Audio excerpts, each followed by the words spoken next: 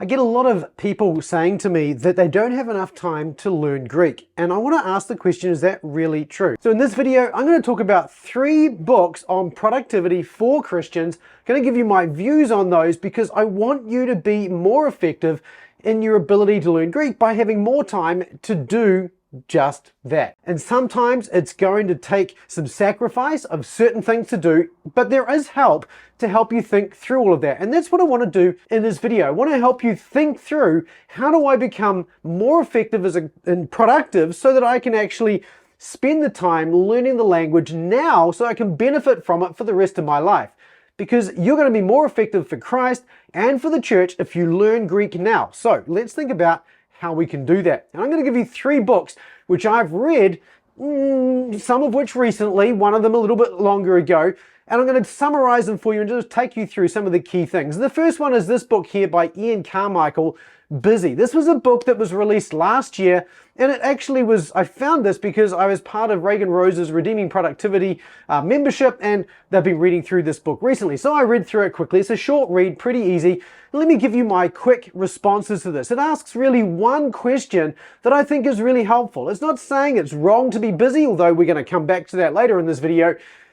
But it is saying you want to be busy doing the right things. And this is the key question that this book does a great job of asking. Are you doing the right things with your life? There are times where it's easy to get very busy doing things that simply are not that important. And it's helpful at times as a Christian to take stock and to think, are the things that I'm doing the right things that I should be doing right now? Or can I be handing some of these things off, giving them to younger people, newer people, people who would benefit from doing this, or who really are good at this and who may be better at doing this than I am? And so that's a good question. Am I doing the things that I am most effective at doing? And this book is actually quite helpful at helping you to ask this question. However, the problem with this book is it doesn't take into account the Dominion mandate, and I don't think on purpose, but what ends up happening in this book is you've got this divide between the sacred and the secular. And really, from the point of view of this author and this book, essentially what he's saying is that the secular things aren't really worth your time. The sacred things are what's worth your time. And in this sense, he builds this divide, and it ends up being that your secular occupation is really just something to get out of the way so you can get on to those more important things. And I don't think this is a biblical way of thinking about your job, and I think it actually undermines the validity and the value that things like motherhood provide and things like that, which would normally take a lot of time, but which you can't see as sacred, right? Those things are just things that we do. And so he's arguing, not on purpose, I don't think, but the ultimate end of this is that he argues that those secular things aren't as valuable. So I would not read this book, and I don't really recommend that you pick this book up. But the one thing that it does do a good job of is saying, are you doing the right things with your time? And that's a great question for us to start with. Before I go on to talk about the next 2 books that do a much better job with this, let me encourage you, if you're getting value from this video, to hit the like button and hit the subscribe button. And if you want to encourage somebody who's still young to learn Greek or Hebrew so they can benefit from that for the rest of their lives, share this with them to encourage them to learn how to find time to do this. Let's talk about the second book I want to talk about. This was a really refreshing book for me to read when I read it for the first time recently, and this is Redeeming Productivity by Reagan Rose. Reagan is a friend of mine, and this book, when it came out, I was just thrilled to be able to read it, and it was a refreshment to my soul. One of the things he does in this book is he interleaves theory and practice. And so he's giving you the pillars, if you like, of productivity, which is really grounding why we should be productive as Christians, with the practice, if you like, of how to become more productive as Christians. And he starts with simple questions such as, why should we bother being productive? And he doesn't make the mistake that Carmichael makes by dividing between the sacred and secular. He's saying we do all things to the glory of God, and therefore we need to think carefully about how we think about both the roles that we have and the responsibilities that we have as well. And he talks about productivity as a stewardship. We have a life to live for Christ. We are stewards of that life, and therefore, as stewards, our life is to add up to something, namely the glory of God. And so when we think about our lives, we should be thinking about it from that point of view. How can I bring the maximum glory to Christ in my life? And this is why learning Greek or Hebrew is so important earlier in life, because the earlier we get these skills down, then the more we're going to be able to glorify God throughout our life as we continue to build on these skills, utilize these skills, and then use them to invest in other people. And that's one of the things that I've found as I've gotten a little bit older, is that it's time for me to start to hand over what I know to other people so that they can come along behind me. So rather than trying to do everything myself, I need to be encouraging others and training others so that they can do those things as well. Now, as we go through redeeming productivity, there are two core things that I thought are kind of helpful to go through. One of these is developing your morning routine. And Reagan has a thing he calls Power Mornings. And POWER is an acronym standing for prayer, organization, the word, exercise, and reading and writing. Prayer, obviously, you pray in the morning. This is part of your morning routine, is to pray to the Lord. Give thanks to Him, ask Him for help with things, and so on. Organization is about organizing your day, your week, and whatever other sort of time frame you might want to be organizing. I use annual planning and then quarterly planning, and I've tossed around monthly planning, but it's weekly and quarterly at this stage, and then daily planning as well. So organization is part of your morning routine. After you've organized yourself, of course, the next thing you want to do is to go get into the Word. And he has this just as Word as the next letter in the acronym POWER. And so you want to be reading the Word, and the purpose of reading the Word is to be transformed by what it says, to have our thinking molded by God's way of thinking as revealed in the Scriptures. After that comes exercise, and this is where Reagan suggests we should be exercising in the morning. I'm personally more of an afternoon guy because I go for a longer, what I do is I ride my mountain bike up in the forest here. I live where one of the best forests are in the whole world for riding, so I spend an hour or an hour a day just riding around in the forest, and I really enjoy that. So I do that later in the day when I can be freed from my work responsibilities, and then I don't have to worry about coming back to work. And then finally, we have reading and writing. And for this, what Reagan's really getting at is doing a little bit of writing of our own. And of course, Reagan writes books, and he does this really, really well. But also he wants to encourage us to read books as well. And so books like Redeeming Productivity, his own book, is a book that I would encourage you to consider adding to your morning routine. Now, how long your morning routine will be then is going to depend on the kind of things you want to do, how much time you want to spend reading and writing or in the Word and so on. And so the goal here is going to be to think about, well, how much time do I need for those things that I need to do?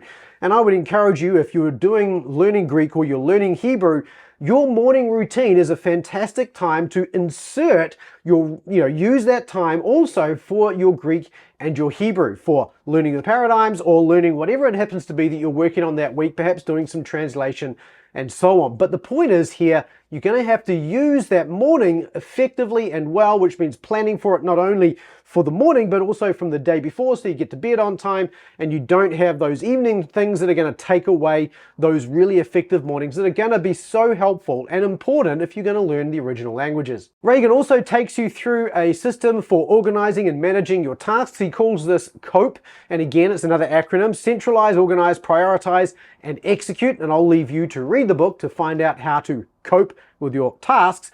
But essentially, he's also going to encourage you to think through how to set goals to the glory of God. And he's even got a chapter in there on motivation as well. So Redeeming Productivity is a fantastic book, and probably at the moment, this is my favorite book on productivity from a Christian point of view, or any point of view for that matter, because it's just so comprehensive, and I love the theory and the practice blended together in those interleaving chapters. So get a copy of this. I'll leave a link to all of these in the description below, so you can go have a look at them if you want to.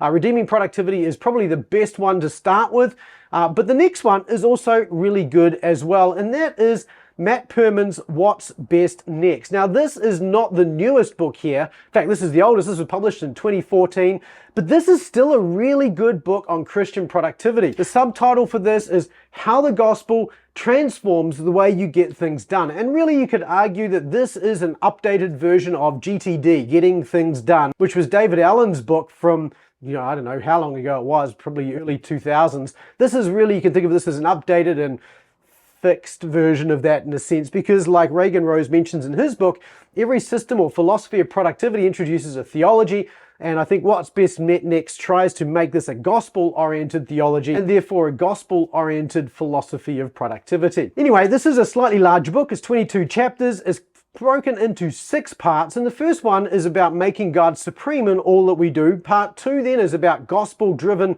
productivity, and this is where we think about what the purpose of productivity is. He talks about things like love, how that love then should drive what we do. He talks about resting in Christ and not owning everything ourselves, and also about character first as well. And I'm paraphrasing a little bit, but those are some of the things he has in part 2. In part 3, it's about knowing what is most important. And here he puts God first, essentially, and then thinks really holistically about your calling as a Christian. And this is your vocational calling. This is again, he doesn't make that mistake of dividing between the sacred and the secular. Everything is sacred. Everything is for the glory of God. And so therefore, your calling, even your vocational calling, is part of your thinking about how do I think through who I am as a human being and as a Christian. This is part of our calling, but also your roles as a father, as a husband. Those kinds of roles are also important. So he puts all of that together in part 3 in terms of helping you know what's most important. And then in part 4, it's about architecting, creating a schedule that is going to be helpful to be able to get things done. This is really about routines and habits. And then in part 5, it's freeing up your time. And this is a great one for if you're doing anything in the languages. This is probably one of the most effective and helpful sections of any of these books we've talked about so far, because there are so many things in any given day that we do that take away from our time, although Redeeming Productivity, Reagan Rose's book, has some of this as well. But identify those time killers and get rid of them. But then another helpful thing that Matt Perman talks about here is that we really shouldn't be focused on being as productive as possible. In fact, he is arguing that we can get locked up if we have more than 90% productivity, because we end up being in this position where one little change can just blow everything up. And if that's the case, then we're overly scheduled, we've got too much going on. And I think that's a really helpful element of redeeming productivity as well. And then finally, he's talking about in part 6, weekly planning, workflow, daily execution, and those kinds of things. So this is a ground up, if you like, build of how to think about Christian productivity. So if you're going to start with one of these books, I'd probably be inclined to start with Redeeming Productivity, and I would encourage you to read What's Best Next to go along with that. These are very good books, and they're going to help you get things done. And so out of this then, as we think about this from a point of view of learning Greek and Hebrew, here's a couple of questions that just come to mind. First of all, are there things in your life that you're doing that you can lose? Okay, these are things that could be passed off to somebody else who can then benefit from learning to do these things that you've been doing perhaps for a little while, but you no longer need to continue to do, that you could train someone else to do. Or it could be even something as simple as social media or watching too much television or whatever it happens to be. Those kinds of things, and I'm not against watching television or anything like that, but we've introduced in our home recently nights where all we do is read, because we want to read more as a family, and so we've set up nights to do that. So again, the television goes off, we focus on just reading. So are there things like that that you could do, that you could introduce into your life as well? Are there things taking up time that you could lose in some way like that? And then thirdly, perhaps think about, how are you using those mornings? Have you got a morning time set aside, and do you plan for that starting from the day before? And if so, I'd love to hear in the comments. Let me know what your morning routine looks like as well. Or another question here that you can drop into the comments below too. If you've got a favorite book on productivity, be it Christian or non-Christian, that you've really benefited from and structured your life around, leave it in the comments. I'd love to hear from you there as well. And maybe I'll look at even reviewing some more of these kinds of books later on in the channel, perhaps after I've read a few more books like this as well. Going forward, inside of the membership, the Biblical Mastery Academy membership, I'd like to focus a little bit more on some of these themes. And if you're interested in learning Greek, learning Hebrew, joining us for growing, reading some of these books every month is what we do, not just these books, but background books, all sorts of stuff, then make sure you go download our Roadmap to Mastery today at bma.to/roadmap. And I look forward to hearing from you down in the comments and maybe serving you inside the membership. Keep taking small, consistent steps toward mastery. I look forward to seeing you in the next video. I'll see you there.